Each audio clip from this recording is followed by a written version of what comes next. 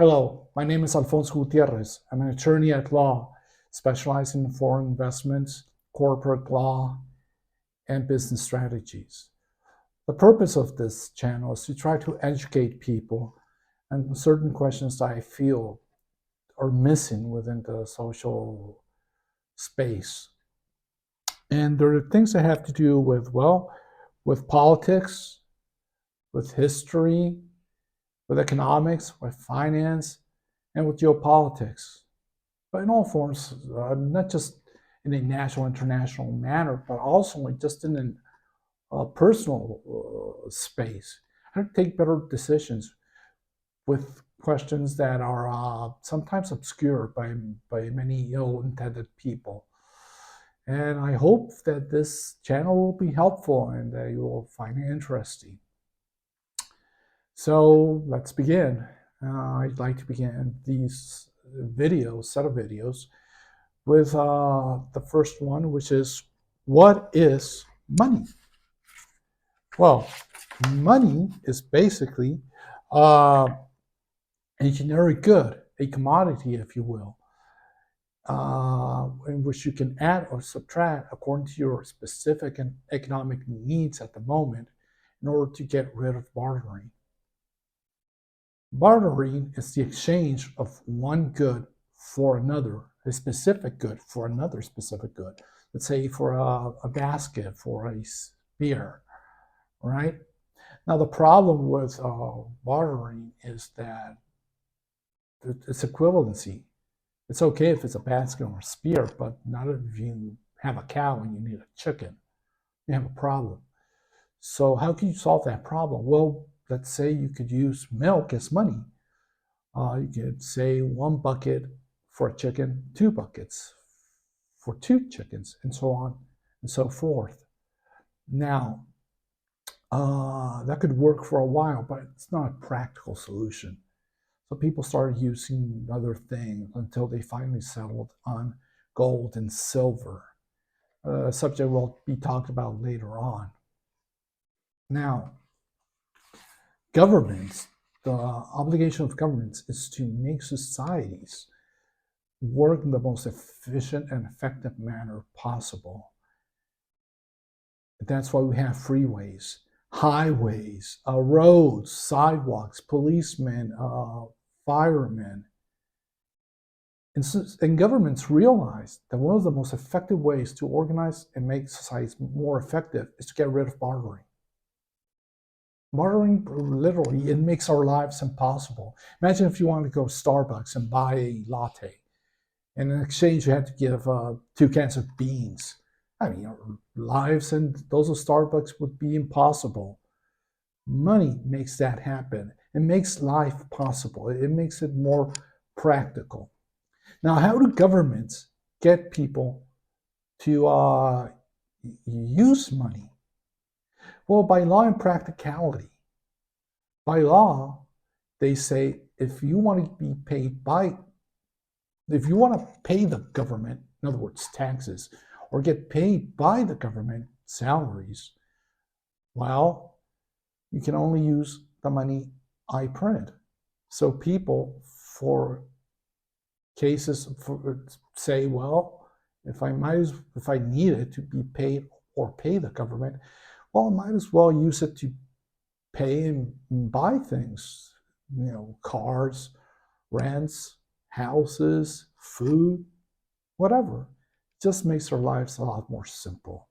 It's really important to understand that all money is a way government is a tool government uses to get rid of bartering in order to make societies more fluid, more functional.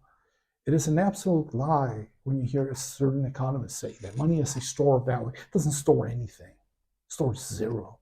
It's just an instrument to make societies function more smoothly. Now, here's a problem with money. The money of one country might be useful inside its borders, but not outside. Let's say the country of Mexico, for example, wants to buy wine from the country of South America, of Chile. They make really good wines. Well, either Mexico has the money of that country, of Chile, or it doesn't buy anything. So both countries lose out. So how do you solve that problem? Well, you need an intermediary form of payment. In other words, you need a world money. And that's where the US dollar comes in. The US dollar is the world's reserve currency, which is a fancy way of saying it's the world's money. That means that if Mexico wants to buy from Chile, it could pay in US dollars, and Chile will accept that. Now, why is the US dollar the world's reserve currency? Well, it's because it's the only way you can buy oil in the international markets. And if a country doesn't have oil, it will die. Example, France. France makes some of the best wine in the world. It has supersonic missiles and planes and what have you, but it doesn't have any oil. So it either imports oil or it will literally die. In order to import oil, to buy oil, it needs US dollars. That means that the US has an incredible power that it's not willing to give up for anything. What does that power come from? How does that mean in practical senses? Well, to begin with, it means that the US owns a printing press. I mean, that means basically, practically, the US gets everything for free. It just has to print the money. We'll talk about that in future videos. We'll explain it in more detail. It also means that if you have US dollars, you need to put them in the bank in order to make interest rates. And the only banks in the world that pay interest rates in US dollars are American banks, which means you're held under American jurisdiction, under American laws. And if the US government wants to nationalize your bank accounts, it can do it, and that's it. Tough luck, right?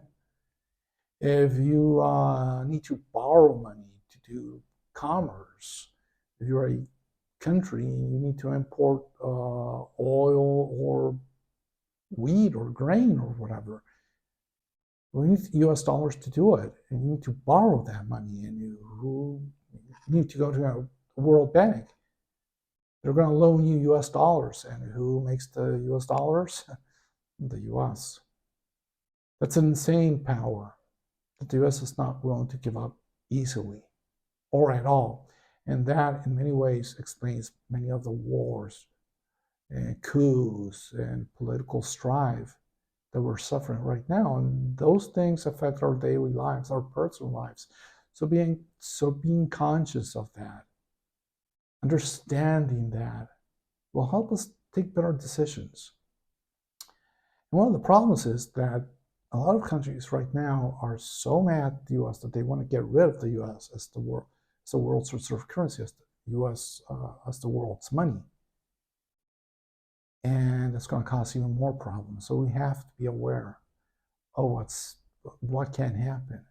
And that's the reason for this channel. That's the reason I'm bringing this subjects up, because I think that they're not being well analyzed. And I hope that you agree with me on that. So you can subscribe, give a thumbs like, and share this video with others. Thank you very much.